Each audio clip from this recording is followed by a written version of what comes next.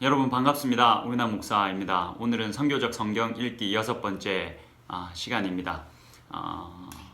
이제 강의도 거의 막바지로 가고 있습니다. 열심히 또 들어주셔서 너무 감사하고 오늘도 변함없이 또 이 강의에 함께 해주셔서 감사합니다. 부족한 강의이지만 오늘도 하나님께서 은혜를 주셔서 우리로 하여금 성경을 어떻게 읽어야 할지를 조금 더 깨닫게 하시고 또 그렇게 성경을 읽어가면서 더 깊고 풍성한 하나님의 은혜를 맛볼 수 있는 저와 여러분이 되었으면 좋겠습니다. 제가 이제 저희들의 숙제이기도 하고 이제 몇몇 분이 피드백을 주십니다. 근데 대부분의 피드백은 이제 강의가 어렵다. 제가 좀 내공이 깊어서 이걸 여러분들이 쉽게 이해하실 수 있도록 전달하면 참 좋겠지만 아직은 사실 제가 그렇지 그만큼의 내공이 깊지는 못합니다. 그래서 참 죄송한 마음이 있고 그렇습니다. 그런데 여러분 제가 이렇게 성경 읽기를 공부하면서 한 가지 느꼈던 건 그겁니다.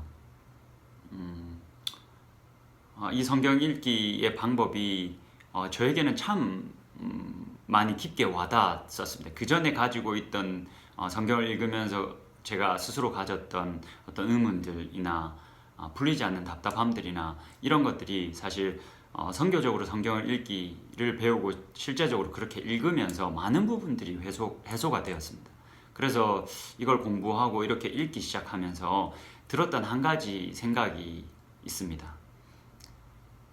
이전에 내가 사역할 때, 전도사로 사역할 때, 또 청년들을 위해서 사역할 때 이걸 내가 좀 정확하게 알았더라면 그들에게 하나님을 조금 더 잘 알려줄 수 있지 않았을까, 하나님의 은혜를 조금 더 잘 나눌 수 있지 않았을까라는 아쉬움이 있었습니다. 그래서 사실 제 마음속에는 여러분들은 첫 번째 수혜자이십니다. 그러니까 물론 여러분들은 피드백을 받아보니까 여러분들은 첫 번째 피해자라고 생각을 하실 수도 있겠다 싶지만 사실은 저에게 이 성경 읽기 방법이 굉장히 큰 영향을 미쳤고 사실 이렇게 성경을 읽고 이렇게 읽는 방법을 나누고 이러한 창조적으로 신실하신 하나님을 나누면 너무 좋겠다라는 기대를 가지고 공부를 마무리했었습니다. 그래서 제 마음속에는 여러분들이 첫 번째 수혜자이신데 여러분들이 첫 번째 피해자라고 생각하실까봐 사실 좀 마음이 그렇긴 합니다. 근데 여러분 첫 번째 수혜자라고 좀 생각해 주시면 너무 감사하겠고 오늘도 변함없이 이렇게 또 강의를 들어주셔서 너무 정말 감사합니다. 서두가 너무 길었는데 제가 지금 한 몇 주간 계속 이렇게 그리스도 완결적으로 성경 읽기에 대해서 지난 2시간 두 번의 강의를 통해서 말씀을 좀 드렸었습니다. 그리스도를 모든 성경을 읽을 때 그 모든 성경의 이야기들이 그리스도를 목적으로 두고 있다. 그래서 어느 성경의 이야기를 읽는다 할지라도 그 절정으로 오신 그 하나님의 모든 선교 이야기의 절정으로 목적으로 오신 그 예수 그리스도의 일련의 사건들, 그 예수 그리스도를 다시 가지고 들어와서 그 본문을 읽어야 한다. 쉽게 말하면 리차드 헤이즈라는 학자가 이야기하는 것처럼 다시 이 정점에서 다시 돌아가서 모든 성경들을 읽어야 한다. 특히 구약 성경을 읽을 때 정점으로 오신 그 예수 그리스도의 이야기에서부터 다시 돌아가서 모든 성경을 읽어야 그 의미들이 조금 더 풍성해지고 조금 더 온전해진다라는 이야기들을 이제 제가 조금 나누었습니다. 여러분 이 강의를 좀 여러분들이 잘 따라오셨다면 한 가지 의문이 조금 드셨을 겁니다. 지금 이 강의는 선교적으로 성경 읽기인데 도대체 그리스도 완결적으로 성경 읽기는 무엇이고 선교적으로 성경 읽기는 무엇인가? 이 둘의 관계는 어떻게 되는 것인가에 대한 의문이 좀 생기셨을 수 있습니다. 왜냐하면 제가 선교적 성경 읽기를 공부하고 그리스도 완결적 성경 읽기를 공부하면서 이 둘은 어떤 관계일까라는 이런 질문을 제 스스로가 가졌기 때문에 그렇습니다. 좀 정리를 하자면 PPT를 보시면 쉽게 이해가 되실 겁니다. 선교적 성경 읽기는 조금 더 포괄적인 더 큰 개념입니다. 그 안에 그리스도를 완결적으로 그리스도를 목적으로 두고 성경을 읽기가 포함되어질 수 있습니다. 자, 이 내용은 오늘 제가 선교적 그리스도 완결적 성경 읽기를 오늘 좀 잘 정리를 하려고 하는데요. 오늘 마지막에 가서 제가 선교적 그리스도 완결적 성경 읽기가 무엇인지를 좀 정의를 내리고 오늘 강의를 마무리하도록 하겠습니다. 여러분, 제가 이따금씩 이 강의를 진행하면서 그런 말씀을 드렸습니다. 우리들의 신학은 신앙을 결정한다. 쉽게 말하면 우리가 성경을 어떻게 읽느냐에 따라서 우리들의 신앙이, 우리들의 삶이 결정이 됩니다. 우리가 인식을 하든 인식을 하지 못하든 정말로 그렇습니다. 여러분, 가령 예를 들면 그 교회의 분위기가, 여러분, 한국 교회 내에 정말 많은 교회가 있지 않습니까? 근데 그 교회들마다 분위기가 다 다릅니다. 근데 그 교회 분위기를 결정짓는 요소들이 여러 가지들이 있을 겁니다. 근데 그 여러 가지 요소들 중에서도 가장 중요하다 할 수 있는 요인은 그 교회에서 어떻게 설교되어지고 있는가, 어떻게 말씀이 나누어지고 있는가, 그러니까 이 말씀 맡은 자들, 목사님들이 어떻게 설교하느냐가 그 교회의 분위기를 결정하기도 합니다. 그 분위기를 결정하는 중요한 요인 중에 하나입니다. 그래서 사실 담임 목사님과 또 여러 목사님들, 담임 목사님을 돕는 목사님들이 어떻게 성경을 읽느냐는 사실 우리들의 신앙과 우리들의 삶에 큰 영향을 미칩니다. 사실 모든 교단들이 그렇지만 우리들의 예배의 순서나 예배의 형식을 보시면 그게 더 잘 드러납니다. 우리들의 예배의 순서와 형식을 보시면 그 중앙에 딱 하나님의 말씀을 나누는 시간이 중심에 자리 잡고 있습니다. 우리들의 예배는 사실 하나님의 말씀이 중심이 되어져 있습니다. 그렇다 보니 이러한 성경 읽기는 우리들의 삶과 우리들의 신앙에 큰 영향을 미칩니다. 그러면 이러한 목회자들이 어떻게 성경을 읽느냐, 그들이 가지고 있는 신학이 어떠하냐가 우리들의 삶에 영향을 크게 미친다면, 여러분, 우리 스스로가 성경을 어떻게 읽느냐가 우리들의 삶에 얼마만큼 영향을 미치겠습니까? 아주 큰 영향을 미칩니다. 그래서 이 성경을 어떻게 읽느냐는 굉장히 중요한 문제입니다. 그래서 지금부터 제가 우리들이 어떻게 성경을 읽어왔는지 한 3가지 정도로 분류를 해서, 다 담을 수는 없으니까 3가지 정도로 크게 좀 분류를 해서 어떻게 성경을 읽어왔고 이러한 성경 읽기는 우리들의 삶에 어떠한 영향을 주었을지에 대해서 좀 간단히 살펴보고, 그렇다면 우리는 어떻게 성경을 읽어야 할 것인지, 어떻게 선교적 그리스도 완결적으로 성경을 읽어야 할 것인지, 이렇게 읽을 때 가지는 장점이 무엇인지를 정리해보는 시간을 좀 가지겠습니다. PPT를 보시면 되는데요. 첫 번째 방법은 지나치게 조직신학적으로 성경 읽기입니다. 제가 3가지 정도 이제 선교적 그리스도 완결적 성경 읽기를 포함해서 이제 알려드릴 텐데, 제가 최대한 균형 잡힌 시각으로 이 3가지 성경 읽기 방법을 소개해 드릴 겁니다. 그러나 사실 저는 굉장히 하나가 맞다라고 생각이 들면 거기에 막 깊이 빠지는 스타일의 사람입니다. 그래서 조금은 한쪽의 성경 읽기에 좀 치중이 될 수도 있습니다. 약간 불공평하게 이 이야기들이 진행될 수도 있습니다. 그러나 여러분들이 균형 잡힌 그리스도인들이라고 믿기 때문에 여러분들이 그런 이 사람의 부족함을 여러분들이 잘 기억하시고 좀 균형 잡힌 시각으로 3가지의 성경 읽기에 대해서 한번 들어보시면 좋을 것 같습니다. 자, 첫 번째가 지나치게 조직신학적으로 성경 읽기. 제가 좀 조직신학을 나쁘게 이야기하는 것 같은데, 제가 나쁘게 조직신학을 이야기하려고 하는 게 아니라 좀 쉽게 표현을 하려다 보니까 이렇게밖에 좀 나오지 않았습니다. 지나치게 조직신학적으로 성경을 읽는 방법이 있습니다. 사실 이 방법은 굉장히 오랜 시간 성경을 읽는 우리들에게 영향을 미쳤습니다. 일단은 여러분 조직 신학이 무엇입니까? 이 신학의 한 분과인데 성경을 조직 신학은 이렇게 횡으로 쭉 펼쳐 놓습니다. 펼쳐 놓고 여기서 곳곳에서 하나님이 누구신가, 그리고 구원이란 무엇인가, 뭐 또 삼위일체란 무엇인가, 뭐 이러한 신학적 주제들을 성경을 횡적으로 쫙 펼쳐 놓고 거기서 끄집어내는 것. 그래서 시스템화 시키는 것. 말 그대로 조직화하는 것. 그렇게 성경을 연구하는 학문이 조직신학입니다. 우리가 성경을 읽을 때도 이렇게 좀 조직신학이 잘못됐다는 말이 아닙니다, 여러분. 지나치게 신학적으로, 조직신학적으로 읽는 경우들이 있습니다. 이 성경이 어떻게 보면 역사나 이런 이야기들의 흐름은 좀 배제된 채 성경을 이렇게 횡적으로 쫙 펼쳐놓고 곳곳에서 좀 신학적인 의미들을 발견해가는, 그렇게 좀 성경을 읽는 경향들이 우리들에게 있습니다. 사실 이러한 성경 읽기의 방법은 이러한 질문을 주로 하고 있습니다.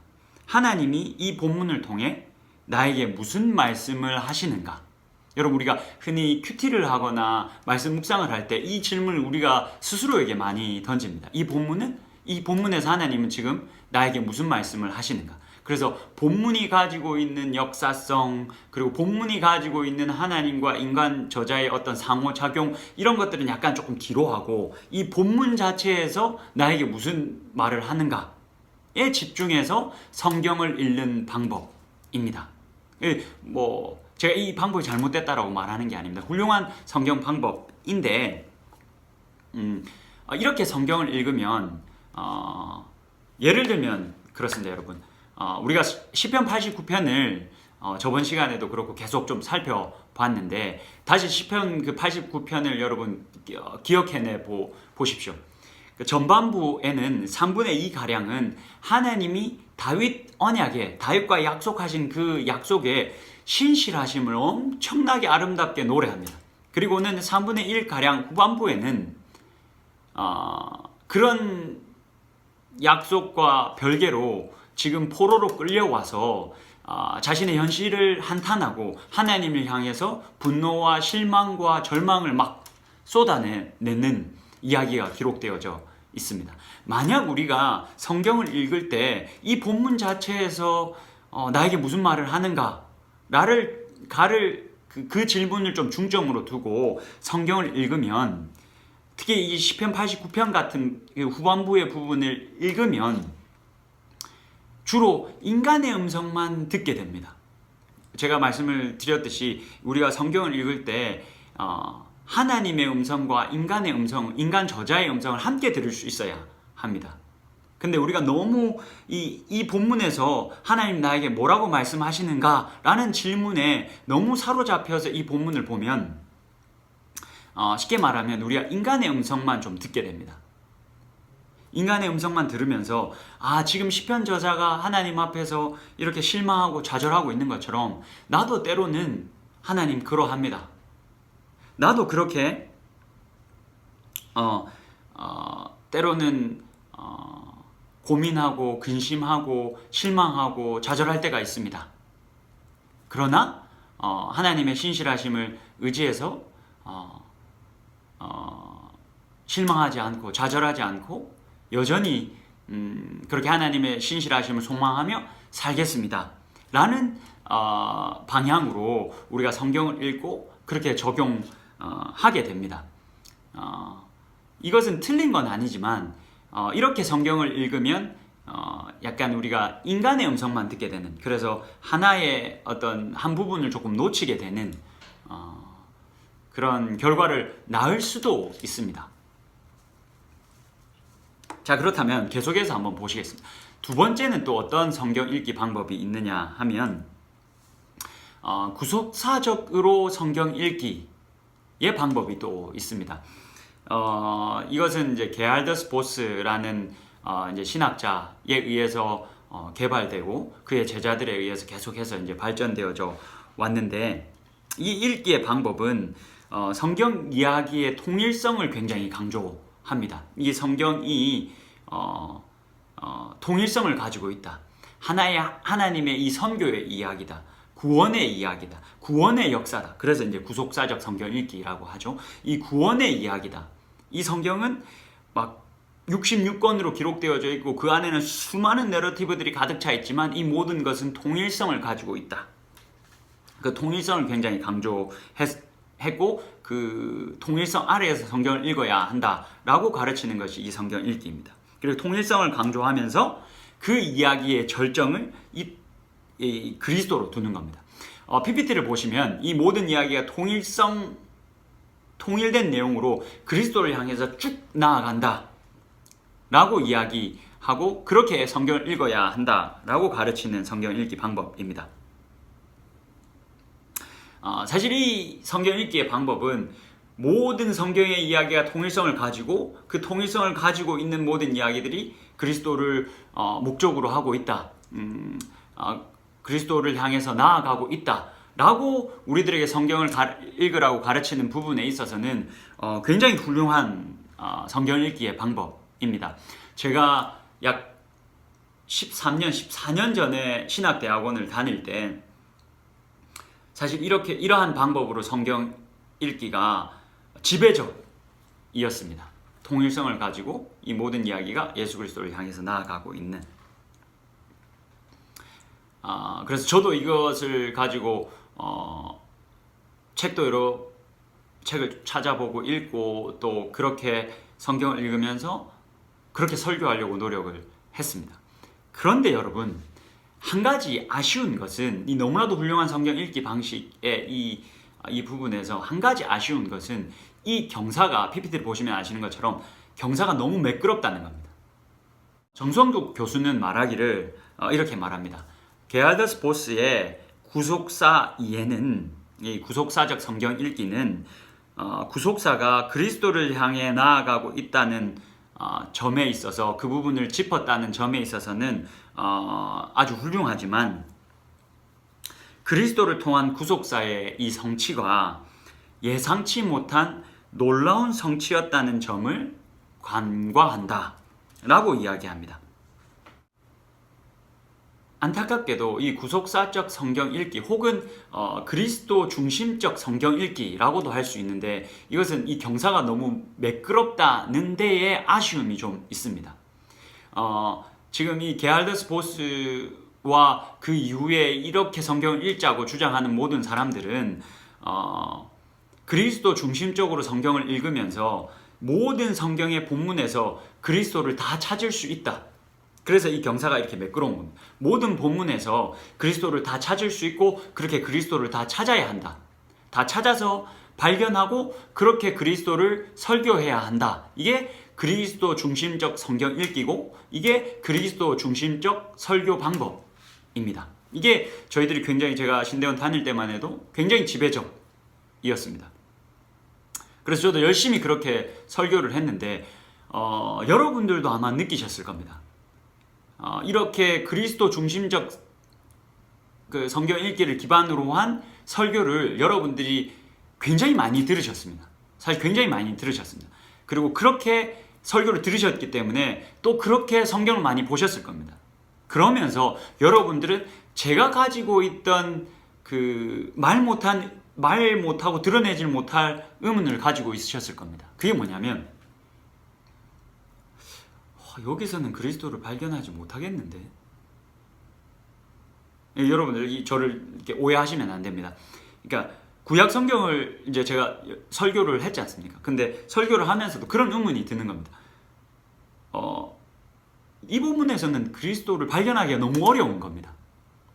근데 게할더스 보스는 그리고 그 이후에 이 그리스도 중심적 설교를 해야 하고 그리스도 중심적으로 성경을 읽어야 한다는 사람들은 모든 곳에서 다 그리스도를 찾아내야 된다 라고 말을 하니까 그 압박에 못 이겨서 물론 대부분의 구약 성경에서 그리스도가 포함되어져 있고 내포되어져 있지만 때때로 그리스도가 없는 것 같아 보이는 곳이 있는데 거기서도 끄집어내려고 하니까 너무나 어려운 겁니다.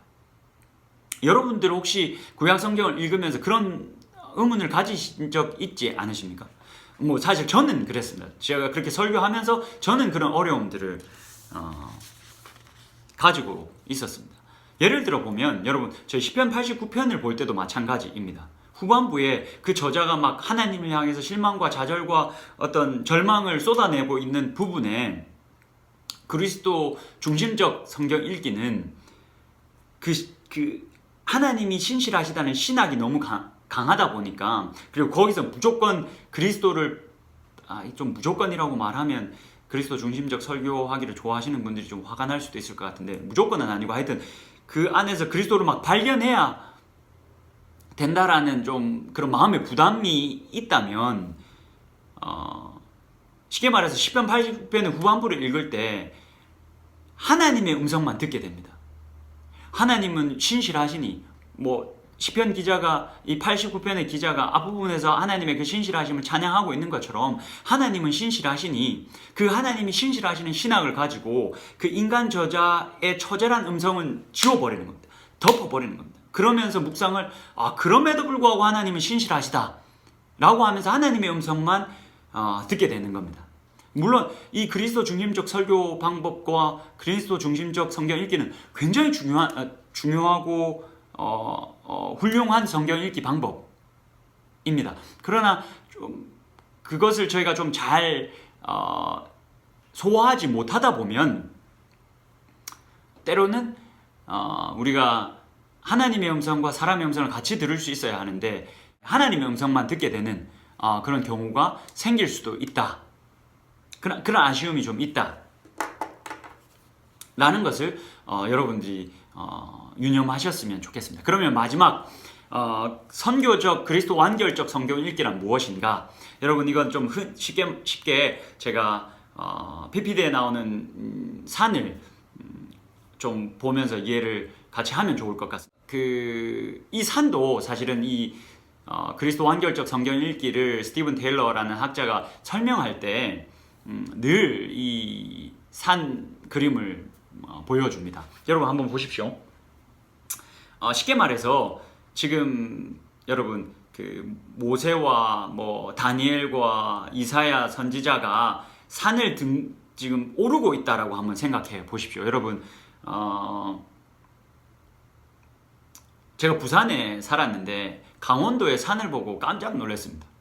강원도의 산이 너무 높고 험준해서 그 다음부터 부산에 가서 산을 보면 이게 뒷동산 같다라는 느낌이 듭니다. 근데 여러분 제가 네팔 선교에 가서 네팔로 선교를 가서 히말라야 산맥을 막 걸으면서 그 산지를 막 넘나들면서 선교를 했습니다. 산지 민족들을 찾아서 그랬던 적이 있는데 그 히말라야 산맥을 보고 그 위를 직접 걸어보니까 강원도 산이 뒷산 같더라고요.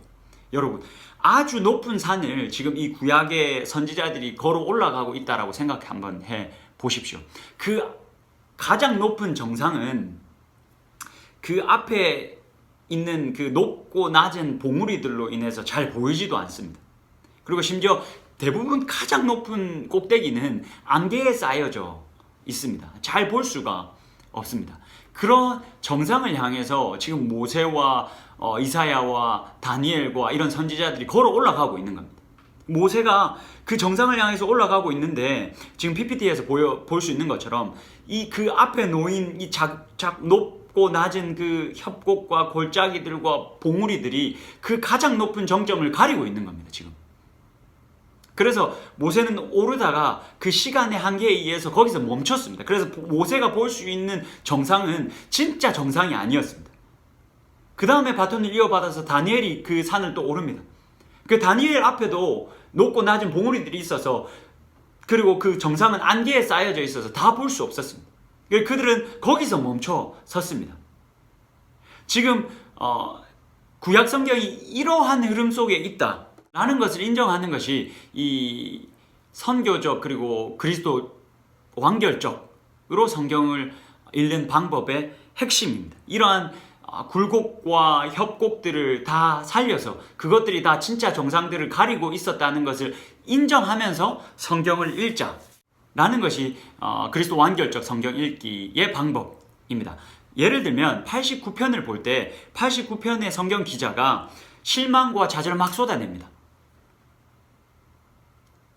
그 실망과 좌절을 우리가 그대로 정직하게 받는 겁니다.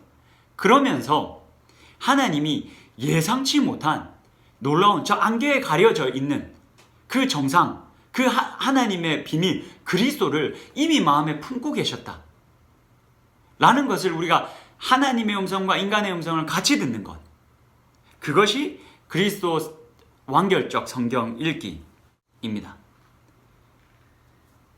이 그리스도 중심적 그리고 그리스도 완결적 이 성경 읽기 방법을 지금부터 제가 조금 비교해 보겠습니다. 그리스도 중심적 성경 읽기가 그동안 한국교회에 굉장히 팽배했습니다. 왜냐하면 아주 훌륭한 성경 읽기 방법이기 때문에 그렇습니다. 지금 제가 하는 말은 그리스도 중심적 설교 방법은 성경 읽기는 잘못됐고 그리스도 완결적 성경 읽기가 더 좋은 방법이다라고 말하는 게 아닙니다. 상호 보완이 되고 우리가 이것을 잘 살려서 읽으면 더 풍성하게 성경을 읽을 수 있다라는 말을 하고 있는 겁니다. 그래서 제가 조금 이 중심적 그리고 완결적 성경 읽기 방법을 비교해 보겠습니다. 그러면 어떻게 우리가 성경을 읽어야 할지가 조금 더 선명해질 겁니다. PPT를 보십시오. 그리스도 중심적 성경 읽기는 먼저 그리스도는 모든 성경의 이야기의 의미다 라고 하고 성경을 읽는 거고, 그리스도 완결적은 그리스도는 모든 성경 이야기의 의미일 뿐만이 아니라 목적이다. 그러니까 그리스도가 드러나지 않는 이 굴곡과 협곡, 이 골짜기들, 거기서도 그리스도를 목적으로 두고 읽는 겁니다. 무조건 여기서 다 이 굴곡진 곳에서도 다 그리스도를 찾아내는 것이 아니라 그 골짜기에서는 그리스도를 목적으로 두고 읽는 겁니다. 그러니까 약간 그리스도 완결적 성경 읽기 방법은 그리스도 중심적이라는 이 훌륭한 성경 읽기 방법을 사실 보완해 주죠. 의미일 뿐만이 아니라 그리스도는 그 모든 이야기의 목적이다 라고 성경을 읽는 것입니다.